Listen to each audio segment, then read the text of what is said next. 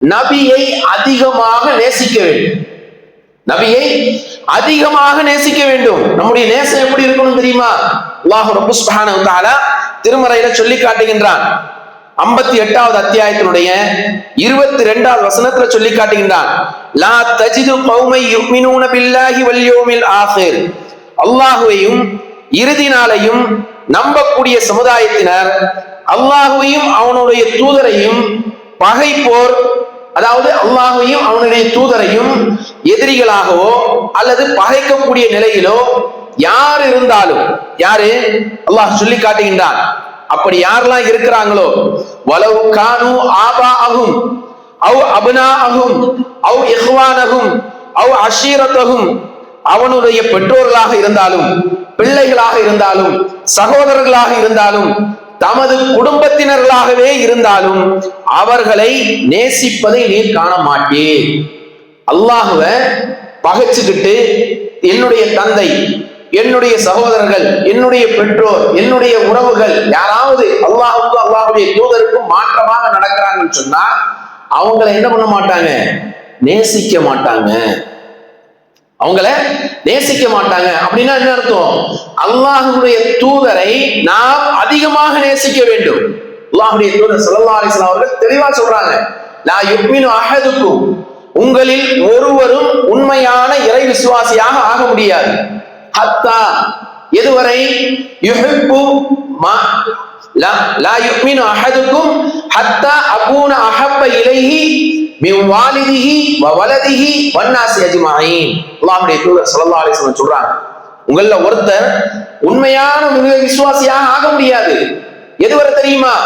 உங்களுடைய பெற்றோரை விட, உங்களுடைய பிள்ளைகளை விட, இந்த உலகத்தில் இருக்கக்கூடிய எல்லா மக்களை விடவும் அதிக நேசத்திற்குரியவராக நான் ஆகுகின்றவரை. என்னதான் முதல்ல நீங்க நேசிக்கணும். என்ன நேசித்தாதான் நீங்க யாராக முடியும்?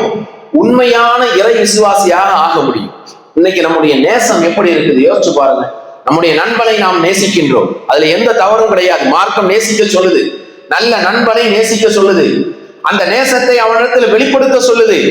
அந்த நண்பன் ஒரு தவறு செய்து விட்டாலோ அல்லது அந்த நண்பன் ஒரு காரியத்தை நம்மிடத்தில் செய்ய சொல்லி விட்டாலோ உடனே நாம் என்ன பண்றோம்? தப்பா இருந்தா கண்டுக்க மாட்டோம். ஒரு காரியத்தை செய்ய சொன்னா உடனே நம்ம செய்வோம். ஏன்? என் நண்பன் சொல்லி இருக்கான், என்னுடைய உயிர் நண்பன் சொல்லி இருக்கான் அப்படின்னு சொல்லி நாம என்ன பண்றோம்? அதுக்கு பல முயற்சிகளை எடுக்கிறோம். நல்லா யோசிச்சு பாருங்க. இதை இடமெல்லாம் அதிகமாக, இவற்றை எல்லாம் விட அதிகமாக நம்முடைய தூதரை, நாம் பின்பற்றக்கூடிய தூதரை, நம்முடைய மார்க்கத்தை கொண்டு வந்த ரசூலுல்லாஹி ஸல்லல்லாஹு அலைஹி வஸல்லம் அவர்களை நாம் அதிகமாக நேசிக்க வேண்டும். எப்படி நேசிக்கிறது? அவங்க என்னெல்லாம் சொல்லி இருக்கிறாங்களோ அதை எல்லாவற்றையும் நம்முடைய வாழ்க்கையில கொண்டு வந்து காட்டும்.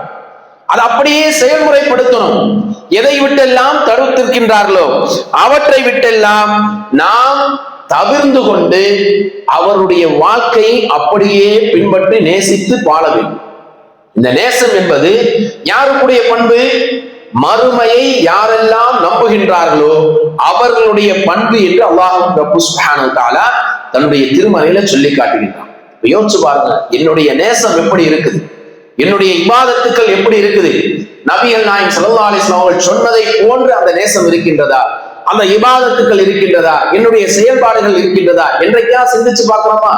ஆனா ரமலானுடைய மாதத்துல பாருங்க, ரசூலுல்லாஹ் என்ன சொல்லி இருக்காங்க, என்ன செய்திருக்காங்க. சுபஹுக்கு முன்னாடி என்னெல்லாம் இபாதத் செய்யணும், தஹஜ்ஜத் எப்படி தொழணும், இரவு நேர தொழுகை எப்படி தொழணும், பார்த்து பார்த்து செய்தோமா இல்லையா? பார்த்து பார்த்து செய்தோமா இல்லையா? இப்ப நம்ம நிலைமை என்ன யோசிச்சு பாருங்க.